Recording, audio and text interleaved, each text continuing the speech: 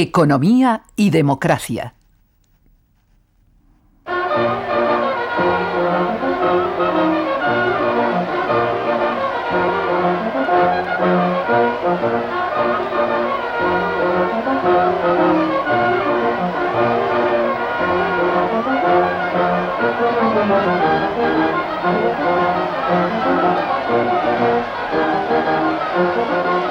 La proclamación de la Segunda República el 14 de abril de 1931 abrió un periodo de grandes expectativas, pero también de fuerte incertidumbre. Con la caída de la monarquía llegaron al gobierno grupos políticos excluidos hasta entonces del poder, que quisieron poner en marcha muchas reformas económicas y sociales aplazadas hasta entonces. Los primeros gobiernos republicanos, presididos por Azaña, emitieron leyes que afectaban a casi todos los ámbitos de la realidad española. Pero a la mayoría de las medidas les faltó el consenso necesario para poder consolidarse. La conflictividad, que ya era alta desde los años de la Primera Guerra Mundial, aumentó y la sociedad española se fue polarizando. Los diferentes gobiernos que se sucedieron hasta 1936 no supieron aminorar las tensiones. En julio de ese año, el golpe de Estado militar radicalizó aún más las posturas y fue el detonante de la Guerra Civil Española.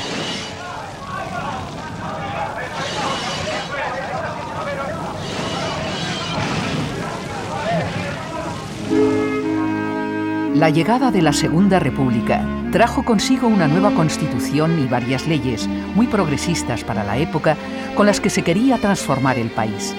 Algunos de los cambios más significativos fueron la separación legal entre Iglesia y Estado,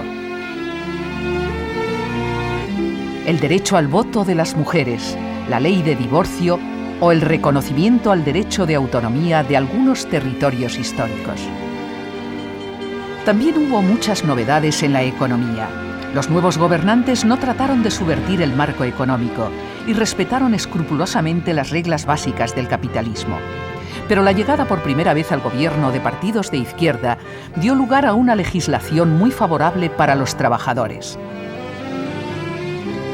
Se pretendía, en definitiva, una transformación económica y social que muchos sectores influyentes no estaban dispuestos a aceptar. Desde hacía muchos decenios, los grandes grupos de presión españoles, como los terratenientes o los grupos industriales, habían tenido una relación directa con el gobierno o con los sucesivos gobiernos, de forma que habían influido claramente en sus políticas. De hecho, algún grupo de presión tenía su sede en el Ministerio de Fomento. La proclamación de la República, el nuevo régimen del 14 de abril, lo que implicó fue la ruptura de este mecanismo de influencia y, por tanto, una caída de sus expectativas de poder influir en las políticas gubernamentales, lo cual a su vez llevó a una caída brutal de la inversión. Esto, junto con los problemas suscitados en el ejército y la Iglesia, lo que provocó fue que desde muy pronto el nuevo régimen tuvo que enfrentarse a los grandes grupos de poder que habían configurado la estructura institucional española desde prácticamente el siglo XIX. En efecto, la Segunda República tuvo enfrente desde muy pronto a algunos de los grupos de poder más influyentes: militares descontentos con la reforma del ejército, empresarios reticentes con la política económica y laboral, terratenientes opuestos a la política agraria y una Iglesia que veía peligrar sus privilegios seculares con nuevas leyes que incluyeron la disolución de la Compañía de Jesús en 1932. En el ámbito económico, uno de los cambios más ambiciosos que trataron de llevar a cabo los primeros gobiernos republicanos fue la denominada Reforma Agraria, una ley aprobada en 1932 que pretendía resolver algunos de los problemas de la agricultura española. Desde principios de siglo, el sector agrario se estaba modernizando técnicamente, pero esa modernización había estado acompañada de muchos conflictos sociales que se achacaban a la mala distribución de la tierra. Especialmente en la mitad sur de la península, los grandes latifundios ocupaban la mayor parte de la superficie agraria y miles de jornaleros sin tierra dependían del trabajo ofrecido por unos terratenientes que controlaban social y económicamente el mundo rural.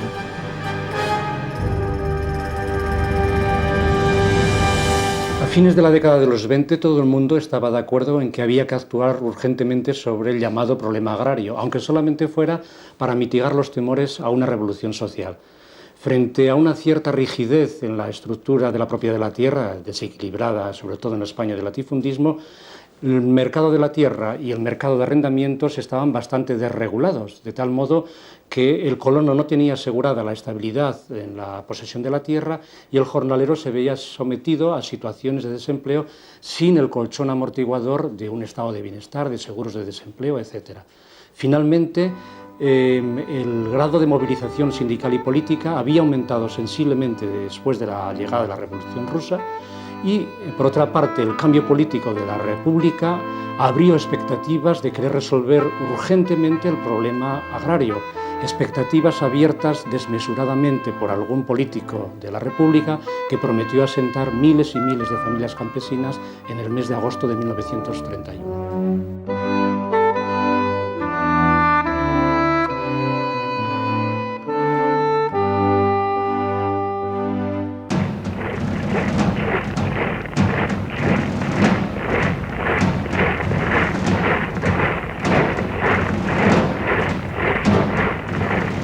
La reforma agraria no fue un invento de la República Española.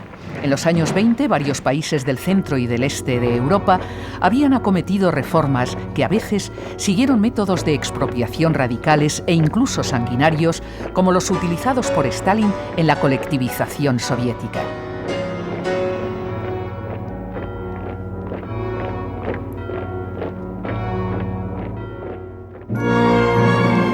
En España se optó por una solución mucho menos drástica.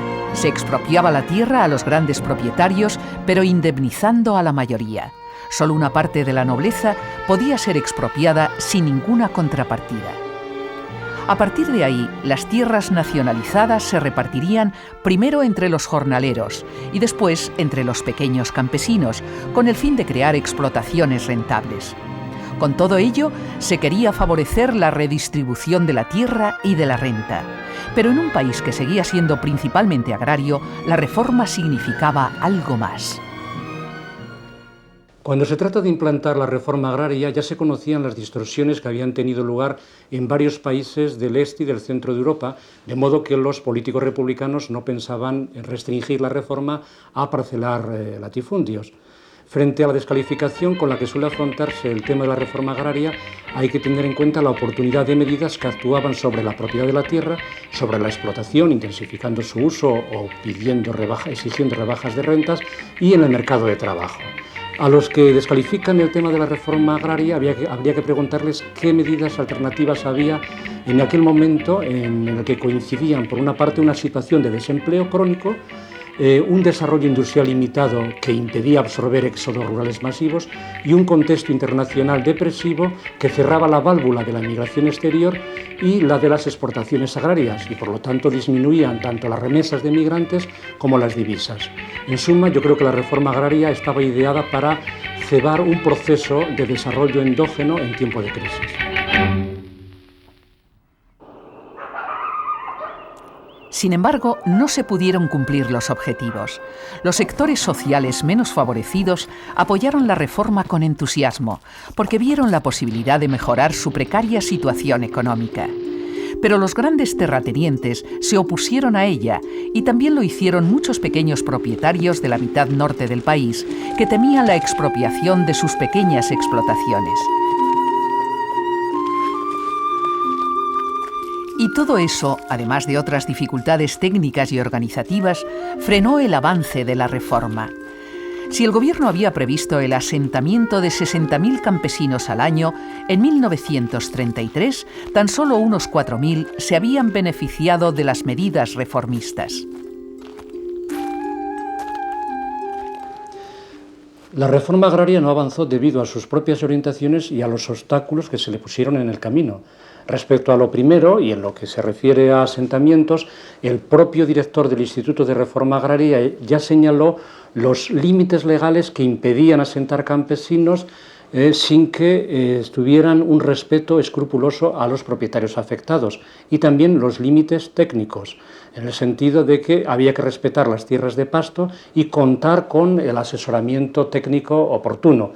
En conjunto, estos límites hicieron retrasar la aplicación de la reforma agraria más de 2 años, con lo cual los jornaleros, los pequeños campesinos no siempre aceptaron sumisamente este aplazamiento. Hay que señalar, sin embargo, que el obstáculo principal vino de los propietarios o de los grandes arrendatarios, por otra parte beneficiados por el descenso de las rentas, que trataron de obstaculizar por activa y por pasiva la implantación de la reforma agraria.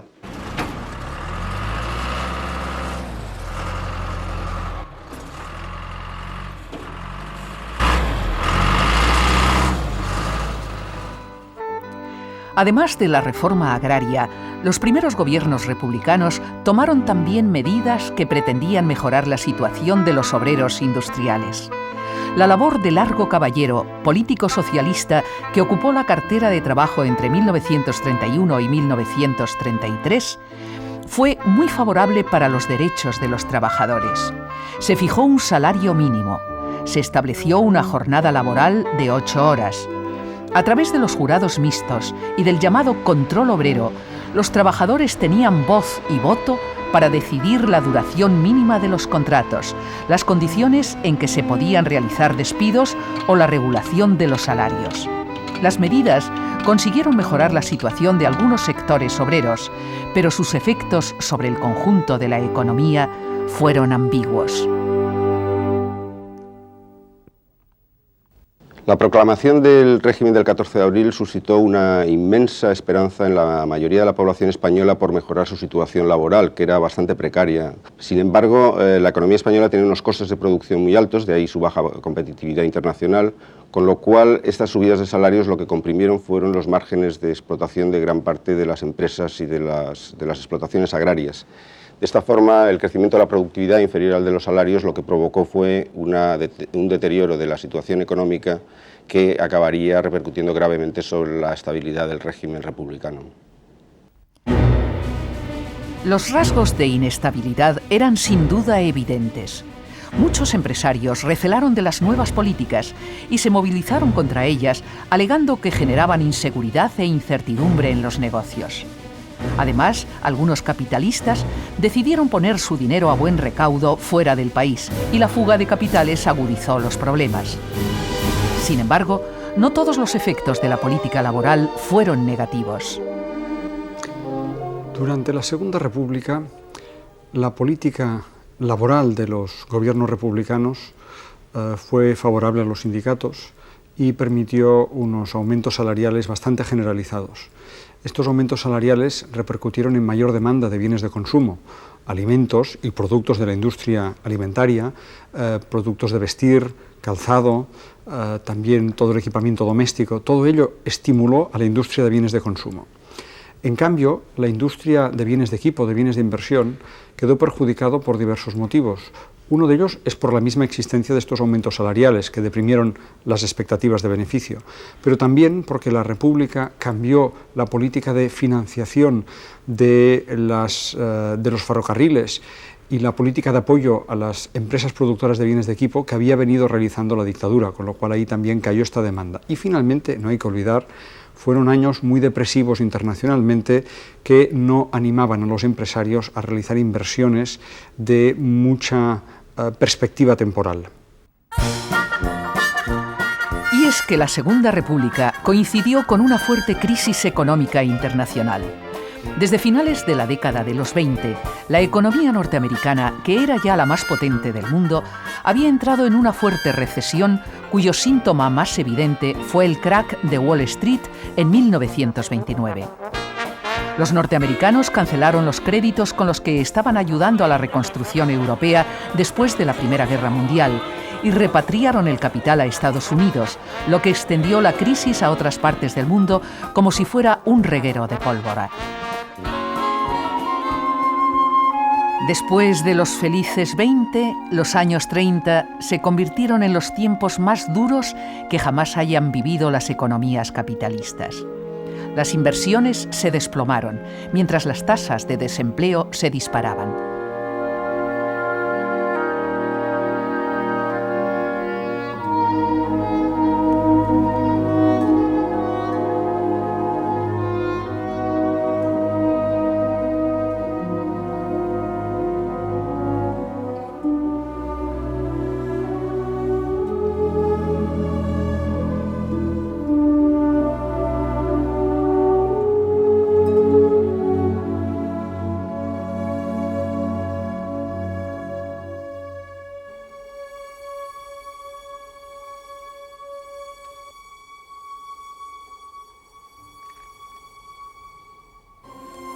Cada país trató de afrontar la situación por sí mismo, cerrándose al exterior.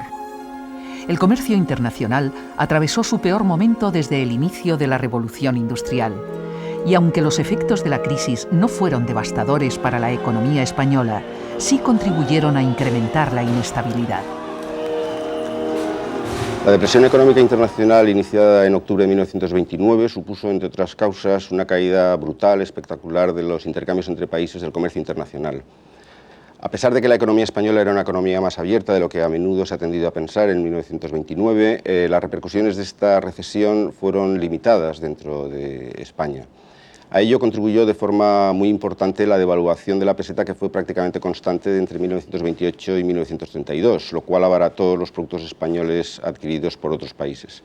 Ello no quiere decir que las repercusiones de la crisis fueran inexistentes. Los sectores exportadores de minerales o de productos agrarios, de aceite, de cítricos o de vino, experimentaron problemas sensibles durante estos años.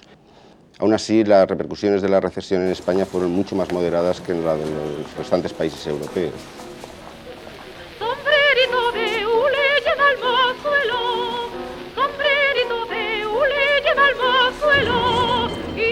Frente a los problemas económicos que aquejaban al país, los gobiernos republicanos introdujeron algunos cambios en la política presupuestaria. El gasto público se reorientó hacia algunas actividades, como la educación, que hasta entonces habían estado claramente desatendidas. El gobierno supo ver la importancia que tenía la formación para el desarrollo del país. Entre 1931 y 1933 se crearon alrededor de 10.000 escuelas, aumentó el número de maestros y se organizaron las misiones pedagógicas, con el fin de acercar la cultura al mundo rural.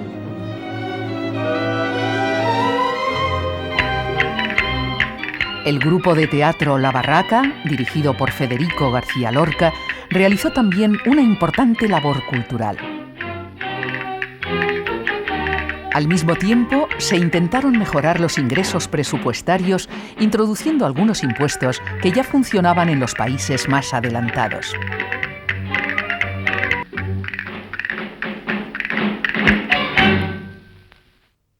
La política fiscal durante la Segunda República hay que decir que no se diferencia grandemente de la que hizo la dictadura de Primo de Rivera, al menos en el nivel del gasto público y en el nivel de déficit, fueron más o menos similares. Lo que sí hubo un cambio fundamental fue en la estructura del gasto y en la estructura de los ingresos, ¿no? Por lo que se refiere a la estructura del gasto, ahora se llevó a cabo una política fiscal anticíclica, había una crisis y se hacían pequeñas obras para combatir el desempleo y se hacían también pequeñas obras en escuelas para favorecer la educación, ¿no? Con respecto a la reforma tributaria, que quizás sea lo más importante de la Segunda República, hay que decir que por fin se pudo aprobar un impuesto sobre la renta en España, en 1932, por obra de Jaume Carner. Este proyecto venía presentándose a las Cortes Españolas desde 1910 y había fracasado sistemáticamente. Incluso José Calvo Sotelo, el ministro de Hacienda de la dictadura de Primo de Rivera, intentó implantar este impuesto, pero fracasó. Las dictaduras son unos obstáculos infranqueables para las reformas tributarias.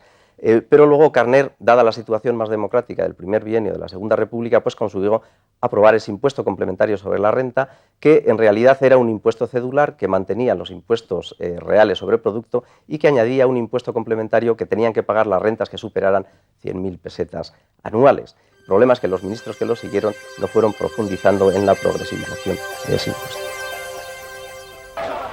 En conjunto, las medidas gubernamentales no consiguieron sanear la situación económica y la inestabilidad fue en aumento. El retraso en aplicar la reforma agraria, la crisis de la industria pesada o el incremento del paro hicieron que los conflictos se recrudecieran y alcanzaran en algunos casos tintes sangrientos.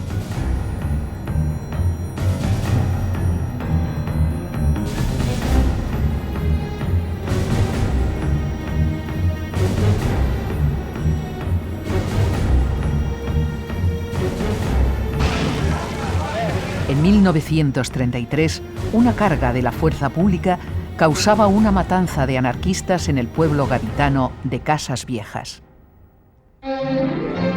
Poco después, la erosión del gobierno llevó a la convocatoria de nuevas elecciones y los comicios celebrados en noviembre de 1933 cambiaron sustancialmente el mapa político. La ceda de Gil Robles, un partido de derecha católica, aglutinaba buena parte de los votos y se convertía en el grupo clave para gobernar el país. Los gabinetes que se sucedieron hasta diciembre de 1935 llevaron a cabo una labor legislativa ambigua que, en algunos aspectos, trató de frenar las medidas adoptadas en los años iniciales de la República. Se recortaron los presupuestos para llevar a cabo la reforma agraria, que quedó prácticamente paralizada. Se tomaron medidas que favorecían a algunos terratenientes, al devolverles las tierras expropiadas. En general, hubo un acercamiento a los sectores tradicionales de poder económico que contribuyó a mejorar las expectativas empresariales. La incertidumbre en los negocios disminuyó y la inversión, que había caído desde 1930, comenzó a recuperarse. Pero la mejora de algunos indicadores económicos no fue suficiente para suavizar la crispación social que vivía el país.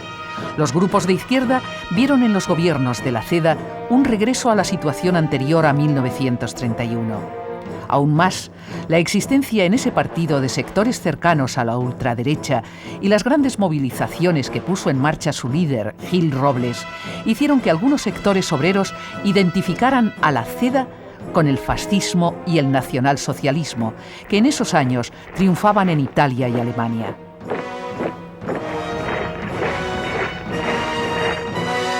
Además, algunos sectores quisieron acelerar los cambios.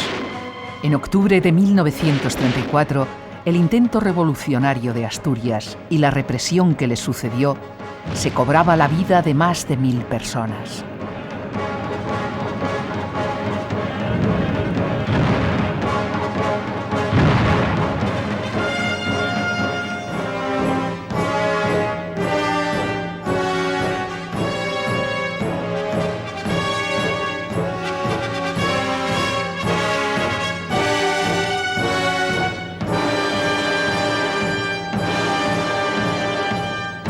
Las huelgas y los conflictos fueron también habituales al año siguiente, y el gobierno gastaba cada vez más dinero y energías en mantener el orden público. Las nuevas elecciones, convocadas para febrero de 1936, permitieron formar gobierno al Frente Popular, una coalición que aglutinaba, entre otros, a la izquierda republicana de Azaña, a socialistas y a comunistas. Pero los objetivos del Frente Popular eran ambiguos. Algunos sectores de la coalición querían retomar las transformaciones que se habían iniciado con la proclamación de la República en 1931. Otros eran partidarios de transformaciones más revolucionarias. A las urnas vamos con dignidad a vencer a los tiranos de nuestra libertad. A vencer a los tiranos de nuestra libertad. El obrero miserable que vende el voto al burgués, nuestro desprecio merece por su infame proceder, por su infame proceder. Los intentos de acelerar la reforma agraria, la amnistía para los trabajadores acusados de desórdenes públicos y las nuevas reivindicaciones laborales fueron mal digeridas por los sectores patronales y el clima de conflicto social se hizo mayor.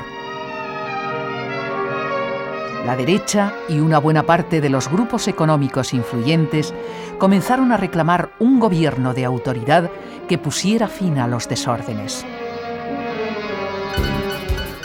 El 18 de julio de 1936, siguiendo una tradición tristemente célebre en la historia contemporánea española, varios militares se sublevaban contra el gobierno legalmente constituido. Era el comienzo de la Guerra Civil.